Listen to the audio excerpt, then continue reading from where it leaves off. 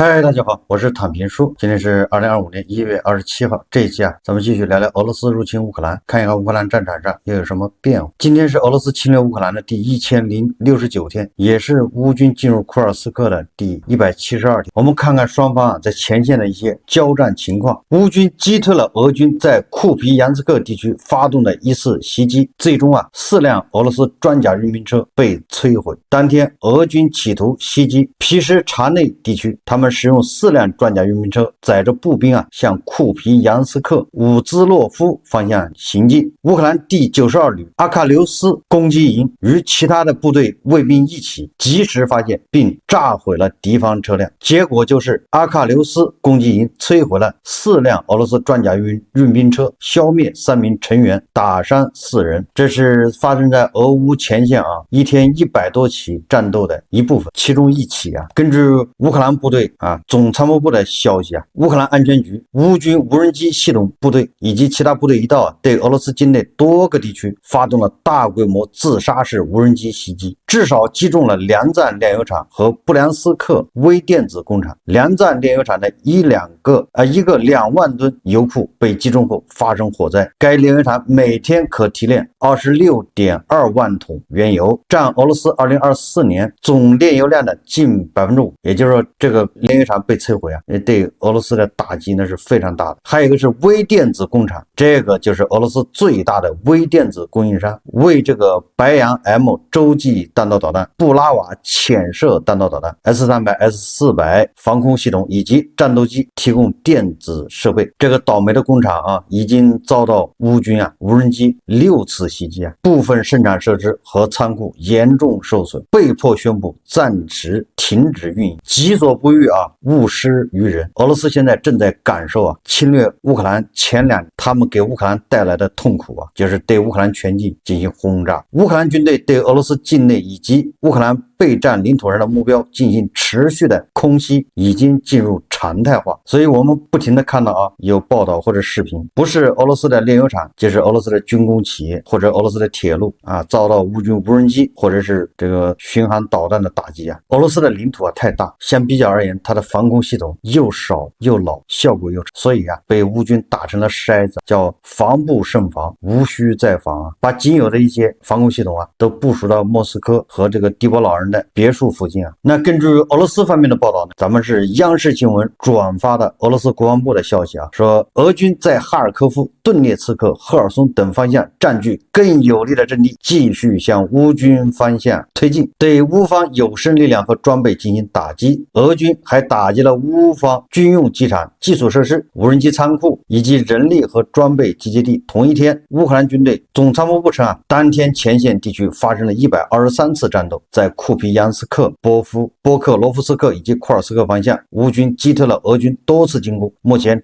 前线的战斗还在继续。这是央视报道说明什么呢？说明双方战线变化不大，还是在你死我活的在这种消耗我们再看外交以及国际援助德国2月份要进行这个大选，目前德国总理候选人这个呼声比较高的就是那个什么基民盟那个主席叫梅尔茨，他据目前观察应该这个获胜的可能性比较大就这个梅尔茨他说乌克兰必须赢得战争，俄罗斯归还整个领土。这个梅尔茨跟这个舒尔茨2个人态度不一样。大家知道舒尔茨基本上不放狠话，他跟那个拜登差不多就是默默的在给乌克兰提供武器，但是又不想越界，就是他提供武器他在数量上在金额上面那是非常多的，但是人家给这个风暴翼，给那个什么斯卡普巡航导弹，舒尔茨是不敢给这个金牛座，担心这个冲突升级但是这个梅尔茨可就不一样了，他公开说如果单选，他将向乌克兰提供远程金牛座导弹。根据媒体报道说以色列让美军把缴获的武器送到乌克兰，说美军的 C-17 运输机停在以色列内瓦蒂姆机场，3小时后飞往波兰的热舒夫机场卸货。这批货是以色列从黎巴嫩真主党那里缴获的俄罗斯武器弹药。那这和小霸王公开支持乌克兰有什么区别呢？把缴获的俄式武器送到乌克兰去，这不就是军援乌克兰吗？不知道帝国老人怎么看？瑞典将宣布开战以来最大的军援计划。CV-90 步兵战车等军事装备生产合同细节达成一致，也就是乌克兰和瑞典。CV-90 的维修工作将在乌克兰境内进行。2025年到2027年，瑞典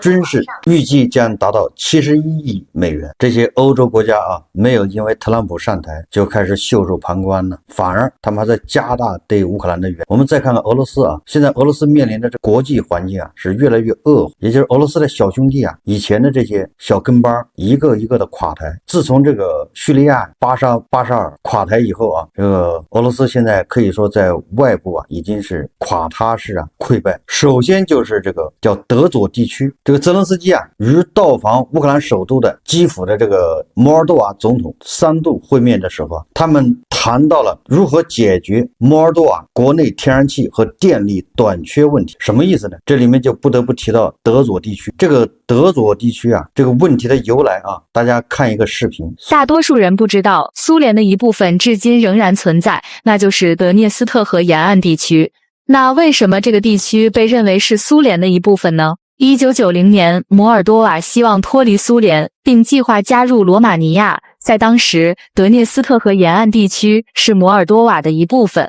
然而，该地区的大多数居民是俄罗斯族，因此他们不同意摩尔多瓦加入罗马尼亚的这个决定。所以，德涅斯特河沿岸地区从摩尔多瓦中脱离出来。到1991年，苏联正式解体后，摩尔多瓦宣布独立。1年后，摩尔多瓦为了夺回这片土地，与德涅斯特河沿岸地区爆发了武装冲突。此时，俄罗斯向德涅斯特河沿岸地区提供武器和军队支持，令摩尔多瓦陷入困境。最终，在1992年7月，摩尔多瓦与俄罗斯签署了停火协议，正式结束战争，并维持至今。至今，德涅斯特河沿岸地区没有被任何国家承认，包括俄罗斯。该地区的国旗仍保留镰刀锤子图案，在政治上也保留了许多类似苏联的特点。所以说这个德佐地区它实际上是非常复杂，我们习惯把它叫德佐地区，它实际上它有个名字，但是它这个国名连俄罗斯都不承认。那现在泽连斯基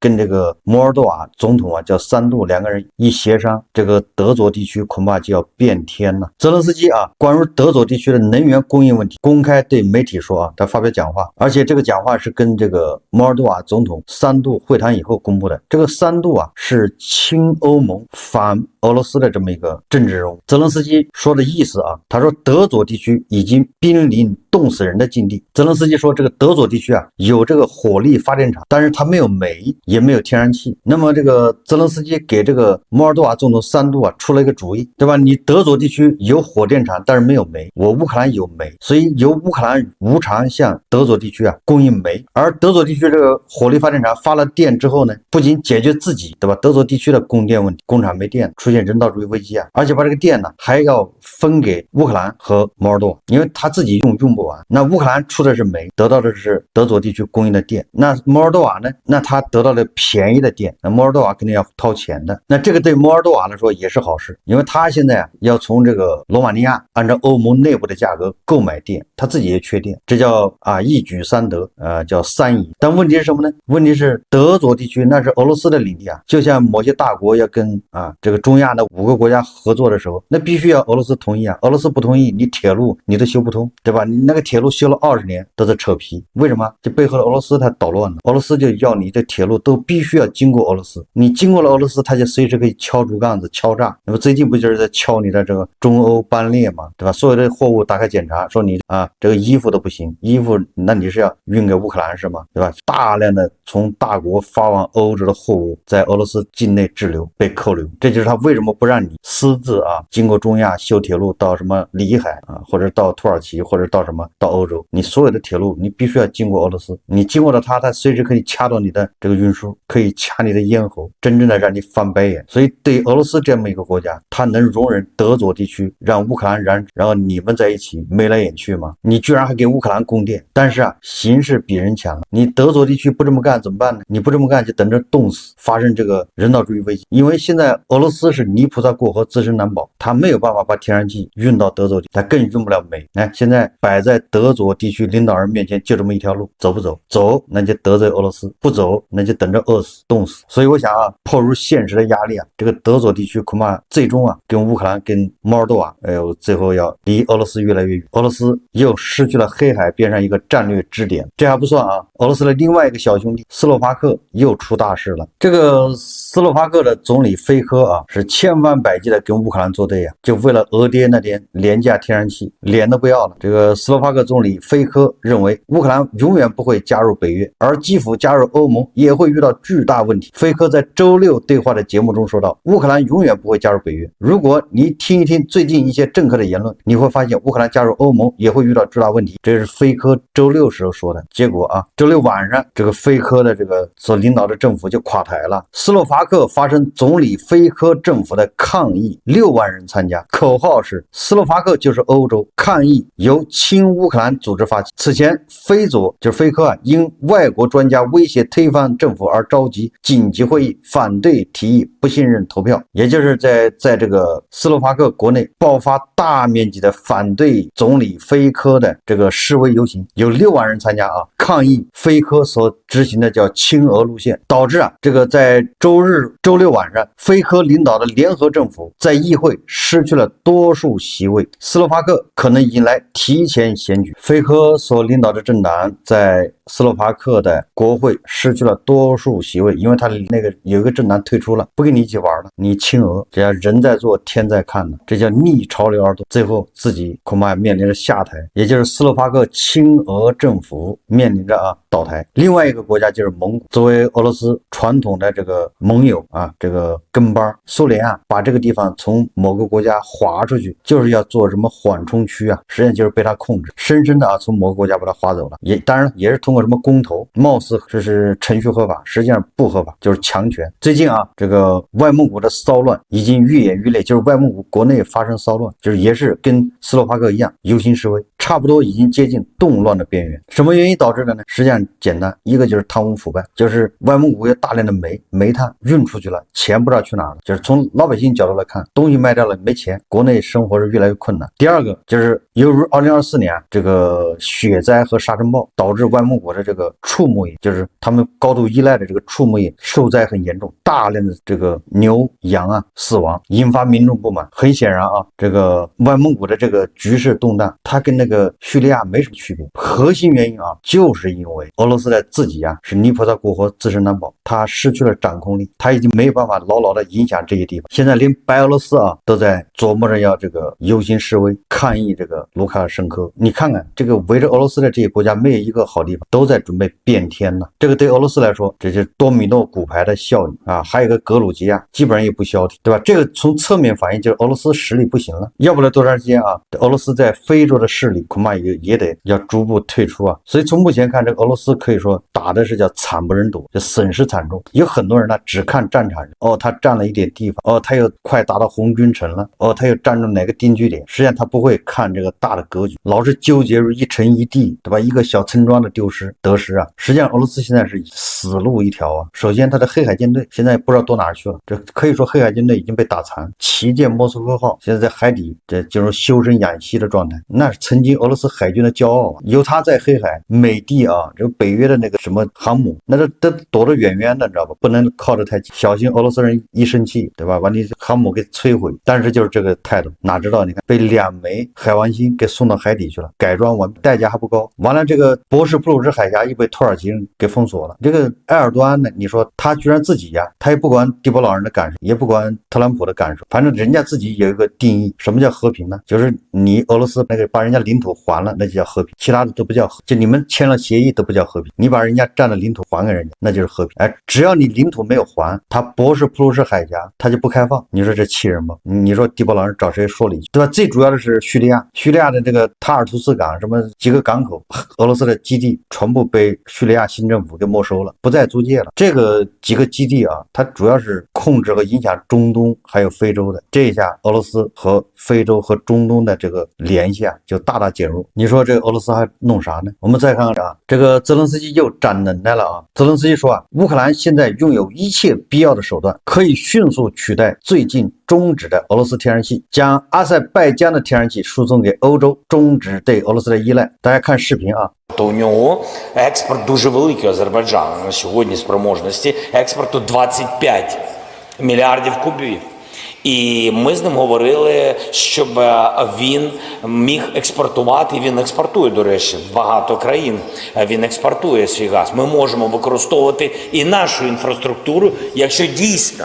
країнам іншим, як я сказав, в Східній Європі в тому числі, потрібен газ,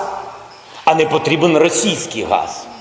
Ми про це ніколи не відмовляли. Я сказав, ні, російський газ, продовження контракту не буде. Ми юридично нічого не порушуємо, по моралі ми абсолютно морально праві, і юридично, і морально. І не даємо заробляти русским. Давати заробляти на своєму видобутку азербайджанцям, у нас прекрасні відносини, з задоволенням. Допомагати Словаччині і іншим країнам з задоволенням, якщо йдеться не про російський газ. Тобто ось те, що ми можемо зробити достатньо швидко. Можемо підписати контракти, можемо все це швидко налагодити, коли ми почуємо сигнал і від людей в Тирасполі, і від людей в Словаччині, і від людей в інших частинах Європи. Ось що можна зробити з енергетикою. 我记得我在以前节目里给大家介绍过，这背后的推手是英国。人家英国人在伊拉克北部把人家那个什么一个油田100多亿英镑给他买下来合作，而且把利润的大头还留给伊拉克。那英国人为什么这么干呢？他就是要把伊拉克北部的那个天然气和石油，主要天然气要通过叙利亚、土耳其运到欧洲。如果这个天然气一旦通到欧洲，那彻底的把俄罗斯的天然气给抛弃了，欧洲根本就不需要你俄罗斯的天然气，这个才叫釜底抽薪呐！你看看泽连斯基他就这么玩。阿塞拜疆现在跟俄罗斯两人是不是已经结仇了？你把人家飞机给打掉了，你说阿塞拜疆能给俄罗斯好果子吃吗？阿塞拜疆的天然气可以通过这个黑海，还通过什么？可以到乌克兰，这可以绕到乌克兰，通过乌克兰本来给俄罗斯运气的那个管道给欧洲运气，他用阿塞拜疆的气，他就不用你俄罗斯的气，你说气人吗？所以你看俄罗斯国内现在什么情况？1月25号，俄罗斯一客机起飞时冲出跑道，撞入灌木丛中，机上有20名乘客和4名机组人员，无人员伤亡。事故发生在涅尔坎机场，该客机原定飞往哈巴罗夫斯克，初步判断客机在起飞时发动机发生故障，目前该事故正在调查中。这个战只要再坚持个1年啊，这俄罗斯国内肯定会乱套。为什么？俄罗斯幅员辽阔，这么大面积，几个城市之间互相只能靠飞机啊，它本来火车恐怕也不多，你火车又慢，只能靠飞